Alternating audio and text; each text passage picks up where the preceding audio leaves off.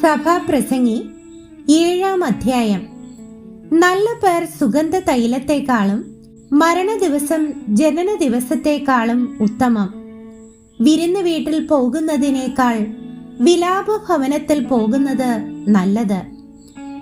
അതല്ലോ സകല മനുഷ്യരുടെയും അവസാനം. ജീവിച്ചിരിക്കുന്നവൻ അത് ഹൃദയത്തിൽ കരുതിക്കൊള്ളും. ചിരിയേക്കാൾ വ്യസനം നല്ലത്.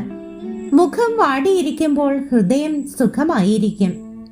ജ്ഞാനികളുടെ ഹൃദയം വിലാപഭവനത്തിൽ ഇരിക്കുന്നു, മൂഢന്മാരുടെ ഹൃദയമോ സന്തോഷഭവനത്തിലത്രേ.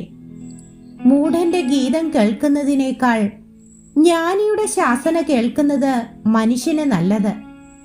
മൂഢന്റെ ചിരി കലത്തിന്റെ കീഴെ കത്തുന്ന മുള്ളിന്റെ പൊടുപൊടുപ്പ് പോലെ ആകുന്നു, അതും മായയത്രേ.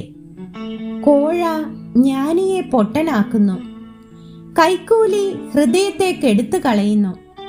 ഒരു കാര്യത്തിന്റെ ആരംഭത്തേക്കാൾ അതിന്റെ അവസാനം നല്ലത്. ഗർവമാനസനേക്കാൾ ക്ഷമാമാനസൻ ശ്രേഷ്ഠൻ. നിന്റെ മനസ്സിൽ അത്ര വേഗം നീരസം ഉണ്ടാകരുത്.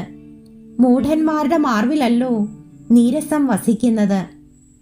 പണ്ടത്തെ കാലം ഇപ്പോഴത്തേതിനേക്കാൾ നന്നായിരിക്കുന്നതിന്റെ കാരണം എന്ത് എന്ന് നീ ചോദിക്കരുത്. നീ അങ്ങനെ ചോദിക്കുന്നത് ജ്ഞാനമല്ലല്ലോ. ജ്ഞാനം ഒരു അവകാശം പോലെ നല്ലത്. സകല ഭൂവാസികൾക്കും അത് ബഹുവിശേഷം. ജ്ഞാനം ഒരു ശരണം, ദ്രവ്യവും ഒരു ശരണം. ജ്ഞാനമോ ജ്ഞാനിയുടെ ജീവനെ പാലിക്കുന്നു. ഇതത്രേ പരിജ്ഞാനത്തിന്റെ വിശേഷത. ദൈവത്തിന്റെ പ്രവൃത്തിയെ നോക്കുക. അവൻ വളച്ചതിനെ നേരെയാക്കുവാൻ ആർക്ക് കഴിയും? സുഖകാലത്ത് സുഖമായിരിക്കാം, അനർത്ഥകാലത്തോ ചിന്തിച്ചു കൊള്ളുക. മനുഷ്യൻ തന്റെ ശേഷം വരുവാനുള്ളതൊന്നും ആരാഞ്ഞറിയാതിരിക്കേണ്ടതിന് ദൈവം രണ്ടിനെയും ഉണ്ടാക്കിയിരിക്കുന്നു. ഞാൻ എൻ്റെ മായാകാലത്ത് ഇതൊക്കെയും കണ്ടു. തന്റെ നീതിയിൽ നശിച്ചു പോകുന്ന നീതിമാനുണ്ട്, തന്റെ ദുഷ്ടതയിൽ ദീർഘായുസായിരിക്കുന്ന ദുഷ്ടനുമുണ്ട്. അതിനീതിമാനായിരിക്കരുത്, അതിജ്ഞാനിയായിരിക്കുകയും അരുത്. നിന്നെ നീ എന്തിനു നശിപ്പിക്കുന്നു? അതിദുഷ്ടനായിരിക്കരുത്, മൂഢനായിരിക്കുകയും അരുത്. കാലത്തിനു മുൻപേ നീ എന്തിനു മരിക്കുന്നു?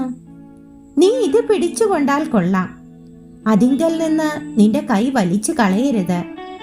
ദൈവഭക്തൻ ഇവ എല്ലാറ്റിൽ നിന്നും ഒഴിഞ്ഞു പോരും. ഒരു പട്ടണത്തിൽ 10 ബലശാലികൾ ഉള്ളതിനേക്കാൾ ജ്ഞാനം ജ്ഞാനിക്ക് അധികം ബലം. പാപം ചെയ്യാതെ നന്മ മാത്രം ചെയ്യുന്ന ഒരു നീതിമാനും ഭൂമിയിലില്ല. പറഞ്ഞു കേൾക്കുന്ന സകല വാക്കിനും നീ ശ്രദ്ധ കൊടുക്കരുത്. നിന്റെ ദാസൻ നിന്നെ ശപിക്കുന്നത് നീ കേൾക്കാതിരിക്കേണ്ടതിന് തന്നെ. നീയും പല പ്രാവശ്യം മറ്റുള്ളവരെ ശപിച്ച പ്രകാരം നിനക്ക് മനോബോധമുണ്ടല്ലോ. ഇതൊക്കെയും ഞാൻ ജ്ഞാനം കൊണ്ട് പരീക്ഷിച്ചു നോക്കി. ഞാൻ ജ്ഞാനം സമ്പാദിക്കുമെന്ന് ഞാൻ പറഞ്ഞു, എന്നാൽ അത് എനിക്ക് ദൂരമായിരുന്നു. ഉള്ളത് ദൂരവും അത്യഗാധവുമായിരിക്കുന്നു. അത് കണ്ടെത്തുവാൻ ആർക്ക് കഴിയും? ഞാൻ തിരിഞ്ഞ് അറിവാനും പരിശോധിപ്പാനും ജ്ഞാനവും യുക്തിയും അന്വേഷിപ്പാനും ദുഷ്ടത ഭോഷത്വമെന്നും മൂഢത ഭ്രാന്ത് എന്നും ഗ്രഹിപ്പാനും മനസ്സുവെച്ചു. മരണത്തേക്കാൾ കയ്പായിരിക്കുന്ന ഒരു കാര്യം ഞാൻ കണ്ടു. ഹൃദയത്തിൽ കെണികളും വലകളും കയ്യിൽ പാശങ്ങളും ഉള്ള സ്ത്രീയെ തന്നെ. ദൈവത്തിന് പ്രസാദമുള്ളവൻ അവളെ ഒഴിഞ്ഞ് രക്ഷപ്പെടും, പാപിയോ അവളാൽ പിടിപെടും. കാര്യമറിയേണ്ടതിന് ഒന്നോടൊന്ന് ചേർത്ത് പരിശോധിച്ചു നോക്കിയിട്ട് ഞാൻ ഇതാകുന്നു കണ്ടത് എന്ന് സഭാപ്രസംഗി പറയുന്നു. ഞാൻ താല്പര്യമായി അന്വേഷിച്ചുകൊണ്ടിരിക്കുന്നുവെങ്കിലും കണ്ടുകിട്ടാത്തത് 1000 പേരിൽ ഒരു പുരുഷനെ ഞാൻ കണ്ടെത്തി, എങ്കിലും ഇത്രയും പേരിൽ ഒരു സ്ത്രീയെ കണ്ടെത്തിയില്ല എന്നതത്രേ. ഒരു കാര്യം മാത്രം ഞാൻ കണ്ടിരിക്കുന്നു.